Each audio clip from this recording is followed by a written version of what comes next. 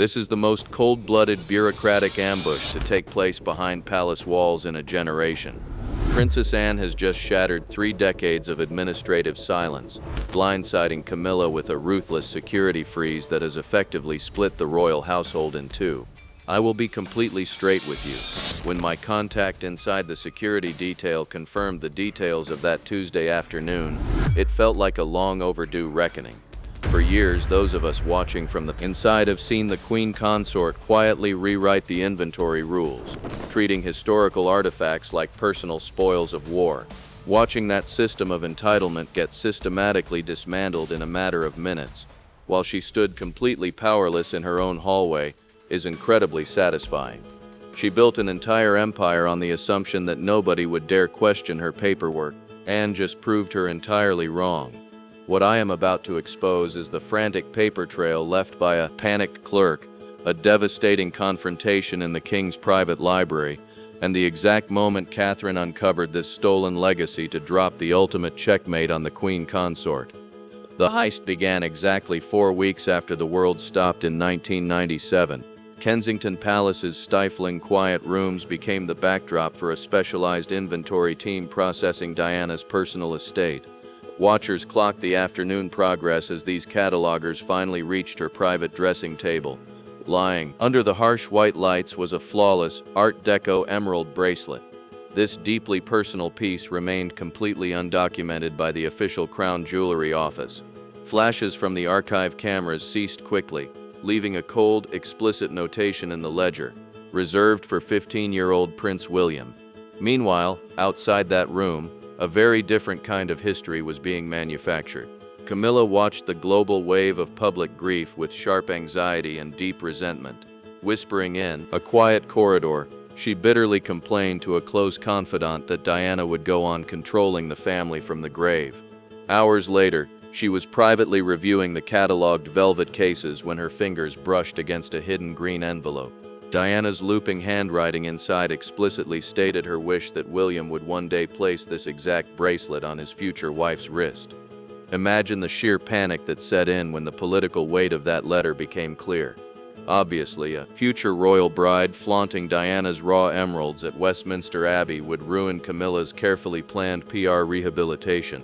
Survival meant this specific heirloom had to vanish, completely unaware that decades later, Catherine would be the one to hunt down the paper trail and force this exact box into the daylight. Stealing from the dead inside an institution like this requires paperwork, not lockpicks. Enter an ambitious junior clerk, brought into the sorting wing under a cloud of absolute secrecy. Years later, this same helpful bureaucrat would miraculously land a highly lucrative senior position inside Camilla's private office. Chemical solvents common in archival restoration were used to meticulously dissolve the ink reading reserved for Prince William. Replacing the original text was a beautifully crafted bureaucratic lie, removed for specialist conservation.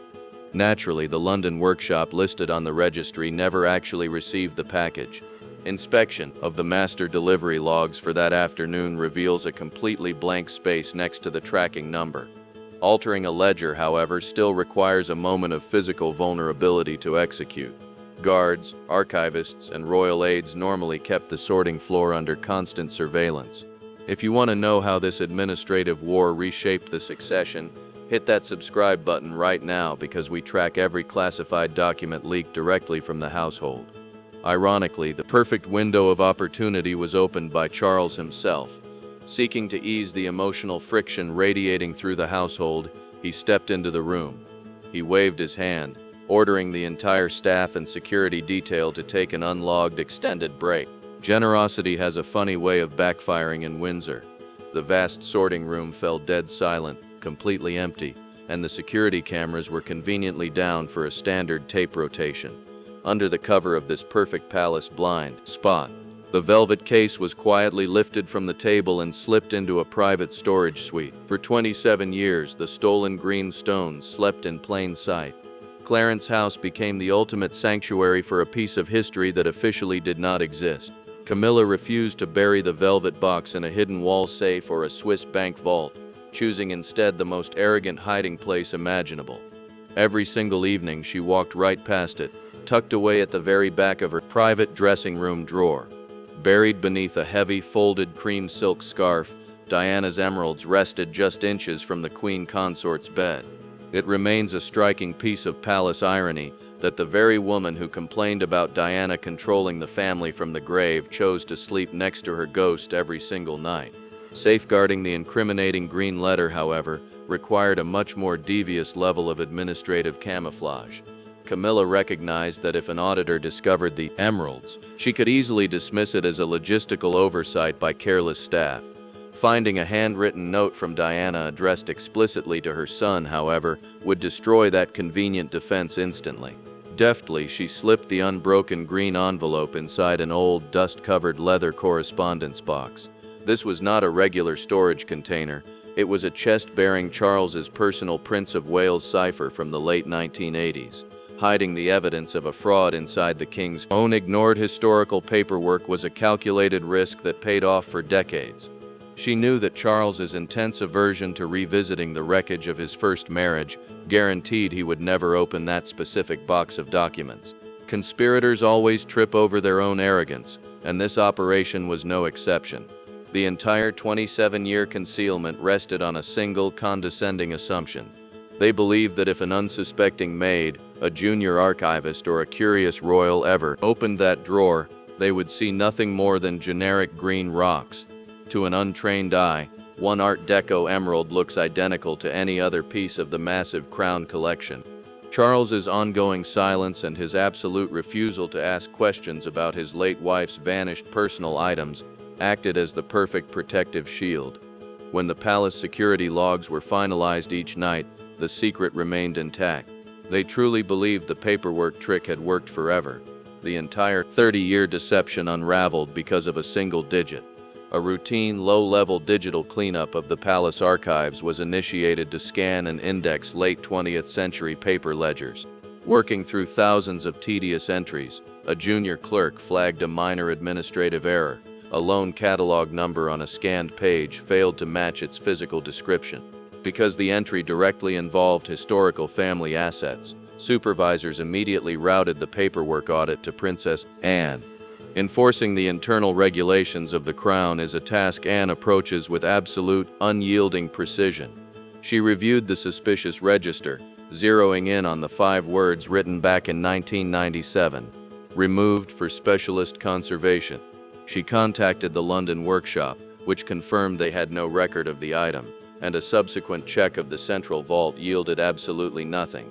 Following the administrative breadcrumbs left by a panicked clerk decades prior, Anne walked directly into Camilla's private quarters while the queen consort was away on a public engagement. Anne entered the dressing room and went straight to the antique chest of drawers. The third drawer down stuck instantly, the wood having expanded slightly with the summer humidity.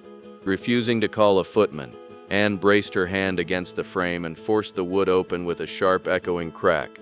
She pulled back the heavy cream silk scarf, reached into the dark cavity, and lifted the velvet case. The lid snapped open under the pressure of her thumb. Anne recognized the piece instantly without needing an expert appraisal or a magnifying glass. A highly specific, visible solder repair on the left flank of the gold setting confirmed its identity. An irregular mark from a family dinner decades ago when Diana had snagged the bracelet on silver. Tucked tightly into the interior silk lining of the lid was the final piece of evidence. The original 1997 paper inventory label, still bearing Diana Spencer's faint initials. The atmosphere inside the room turned completely hostile. Anne did not page a secretary or alert the household staff. She dropped the velvet case deep into her jacket pocket, slid the drawer back into place, and walked out into the quiet corridor. Stopping directly in front of the young guard stationed at the door, she delivered a flat 11-word command. Nobody enters this room. Not staff, not the household, not the queen. Stepping into the rear of her private car, she dialed an encrypted direct line to King Charles. Stay right here, because what happens next inside the king's library completely shatters the alliance between Charles and Camilla. The brother and sister meeting inside the private study at Highgrove was dead silent. Anne did not waste time with formal greetings or polite conversation. She walked straight to her brother's desk, reached into her pocket, and dropped the emerald bracelet directly onto his open leather blotter. Charles looked down at the gold setting, slowly reached out and ran his thumb over the irregular solder repair. His absolute silence and sudden lack of movement told Anne everything she needed to know. The king recognized his late wife's jewel instantly. The real execution took place 48 hours later inside the heavily insulated library at Windsor Castle. Anne locked the heavy mahogany doors from the inside, ensuring no aides, secretaries, or electronic recorders could breach the perimeter.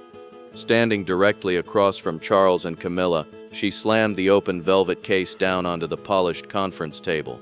Her voice cut through the room like a razor. "Diana's bracelet, your locked drawer. Explain that to me." Camilla's seasoned composure shattered for a fraction of a second before her standard defense mechanism kicked in. She offered a smooth, dismissive excuse, claiming she had merely been protecting the historic heirloom during the chaotic household moves of the late 1990s. Anne stepped forward, snapped the velvet lid shut right over Camilla's outstretched fingers, and pointedly asked why absolute protection required a hidden silk scarf and a forged archival document. Charles broke his long-standing silence and completely blindsided his wife, stating flatly that he had never authorized her to keep the item. With the king's total defection, Anne immediately expanded the administrative dragnet to crush the remaining conspirators. She demanded a full surrender of all security entry logs, historical access records, and the original 1997 ledger files. The Deep Palace investigation exposed the aging palace official in under 3 hours. Under intense questioning from senior palace security, he broke down completely and signed a full confession, admitting he had falsified the crown records based on a direct verbal instruction from Camilla's quarters using the king's name without Charles's actual knowledge. The king's administrative retaliation was cold, swift, and entirely absolute. Charles recognized that a public disclosure of this systemic fraud would permanently damage the fragile stability of the modern monarchy. He signed a formal, executive custody order that stripped Camilla of any and all administrative authority over historical artifacts or personal items connected to Diana. Her legal control within the royal collection was completely erased with a single stroke of his pen. The physical reality of her immediate downfall took effect within minutes. Technicians from the Central Security Office deactivated Camilla's electronic access cards for the palace archive wings. Attempting to enter the lower vaults to retrieve personal correspondence before the audit team arrived, the Queen Consort was stopped dead at the threshold. A senior security officer stood like a stone statue in front of the reinforced door, flatly refusing to let her pass. By nightfall, 2 of her top personal aides were officially suspended pending further legal review. The true heart of the conspiracy, however, had yet to be fully recovered. Anne and Charles entered the historical correspondence room alone, locking out the remaining staff. Charles approached the old Prince of Wales' chest, his fingers brushing past decades of diplomatic files from the late 1980s. Beneath the heavy layers of paper, he found the distinct linen texture of the green envelope. The wax seal on the back remained completely unbroken. Diana's final wish for her eldest son had sat in total darkness for nearly 30 years. Untouched but perfectly preserved. The final verdict meeting inside the private sitting room lasted exactly 20 minutes. Charles sat across from his wife and read the official conclusion of the internal board. The item known as the Emerald Bracelet was taken without lawful approval, maintained outside the knowledge of the sovereign, and intentionally hidden from its designated recipient. He signed the final decree, legally and permanently transferring the Emerald Bracelet and the original green envelope into Prince William's private family collection. Camilla was officially and permanently banned from ever touching, managing, or referencing Diana's legacy again. The public execution of the final verdict was a masterclass in royal choreography. Buckingham Palace released a dry, heavily edited statement to the global press confirming that a historic item of personal significance had been returned to the Prince of Wales. The official text attributed the recovery to a routine internal review of late 20th century archival records, intentionally omitting any mention of locked drawers, forged ledgers, or systemic fraud. Behind closed doors at Kensington Palace, the true handover took place without the sanitized language of the press office. William presented the velvet case and the unbroken green envelope directly to Catherine. He looked at his wife, fully aware that exposing these stones to the public would be interpreted by the household as a definitive line drawn in the sand against Camilla's camp. His voice remained entirely flat and unwavering. "Executing my mother's wish 30 years late is not an act of war, Catherine. It is a necessity." The daylight exposure happened at a high-profile charity event on the lawns of Kensington Palace, surrounded by hundreds of live global cameras. Catherine stepped out of the royal vehicle, entirely composed, holding herself with the precise dignity that has made her the undisputed anchor of the modern family. She walked directly toward the spectator barrier where the media flashbulbs were concentrated. Reaching the front row of the crowd, she intentionally raised her left hand to adjust the heavy wool lapel of her coat. The movement was calculated to perfection. Her coat sleeve shifted back exactly 2 inches. The bright mid-afternoon sun caught the deep raw green of the Art Deco emeralds, exposing the stones to the open daylight for the very first time since 1997. A collective gasp rippled through the press pen as veteran royal photographers instantly recognized the historic setting. Spontaneous applause erupted from the crowd as international news networks cleared their front pages to run a single, definitive headline across the world: "Diana's Emeralds Come Home." The aftermath inside Clarence House was absolute. Camilla sat completely alone in her morning room, watching the live news replay of Catherine's walkabout flash across the television screen on a continuous loop. Slowly, she reached out, turned off the power, and let the room fall into a heavy, suffocating silence. She turned her head toward the corner of the suite, staring directly at the empty dressing room drawer where the cream silk scarf lay flat against the wood. Anne's 4-second discovery had completely shattered 30 years of careful secrecy, proving that Diana's legacy had finally walked out of the dark and into the light. To understand the full systemic weight of this operation, you must realize how deeply the institutional memory of the British Crown relies on absolute paperwork continuity. Every item in the royal collections is tracked by unique alphanumeric strings that trace back centuries. When that junior clerk dissolved the ink, they did not just hide a bracelet, they introduced a structural tear in the fabric of the state registry. This structural anomaly sat like a ticking time bomb within the mainframe of the Royal Collection Trust databases. When the digital transformation program began cross-referencing late 90s paper scans with actual vault storage data, the algorithm flagged the discrepancy instantly. The level of internal friction this caused between the camps cannot be overstated. For 27 years, Camilla's inner circle believed they had successfully rewritten the narrative surrounding Diana's private inheritance. They operated with the complete certainty that time had smoothed over the trail. When Princess Anne bypassed the standard palace protocols and directly entered those private dressing quarters, she effectively executed a constitutional raid within the family infrastructure. Her actions sent an immediate shockwave through the private secretaries who managed the daily administrative boundaries between the King's office and the Queen's staff. When Charles viewed the physical proof on his desk at Highgrove, the psychological reality of the deception forced an immediate realignment of his loyalties. For decades, he had prioritized historical damage control, working tirelessly to shield his marriage from the relentless comparisons to his past. Yet, seeing his late wife's original inventory initialing, written in that unmistakable violet ink, confronted him with a level of systemic betrayal he could not ignore. The fact that the original note had been hidden inside his own historic Prince of Wales dispatch boxes added an element of personal violation that sealed Camilla's administrative fate. The resulting changes to palace security clearance models have permanently shifted the internal power balance. Deactivating the Queen Consort's electronic encryption keys for the lower archive vaults was not merely a logistical precaution. It was a visible stripping of executive status. Senior household staff members who had spent decades navigating the subtle hierarchies of the corridors instantly recognized that the keys to the future had been firmly handed back to the direct line of succession. By the time Catherine stepped out into the daylight at Kensington Palace, the emeralds on her wrist did not just signal the return of a missing artifact, they announced the absolute consolidation of the new royal era. Every detail of that public walkabout was calibrated to maximize the institutional impact. The choice of a 2-inch coat sleeve shift was planned with geometric precision to ensure the afternoon light would catch the specific angular cut of the Art Deco settings. This was not a passive accessory choice. It was a loud, unvarnished statement delivered directly to the global media apparatus.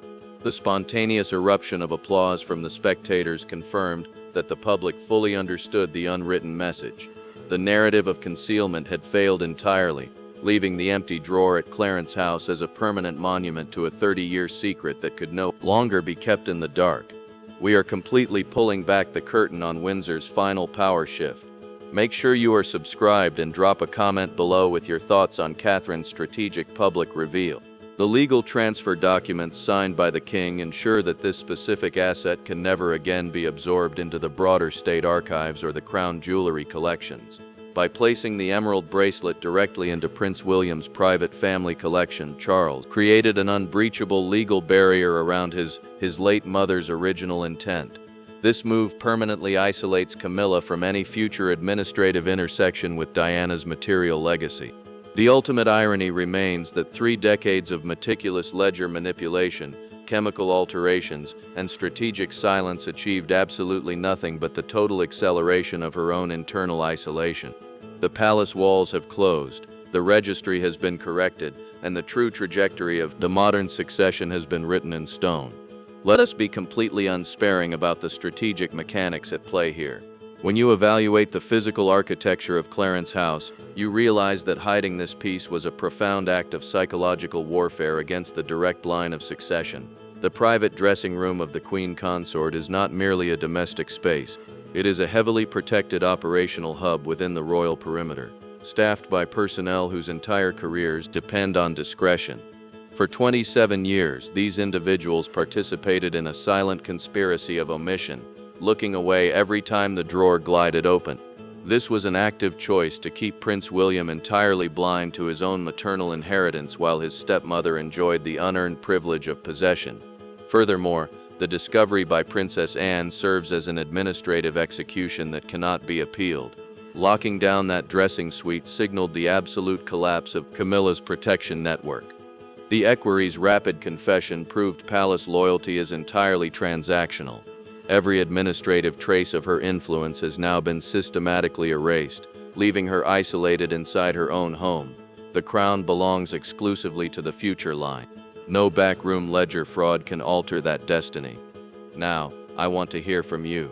Do you believe Catherine's public move was the ultimate checkmate against Camilla's camp, or has this opened a completely unstoppable war behind closed doors? Tell me your thoughts in the comments below. Leave a like on this video if you want more deep dives into the palace archives, and I will see you in the next video.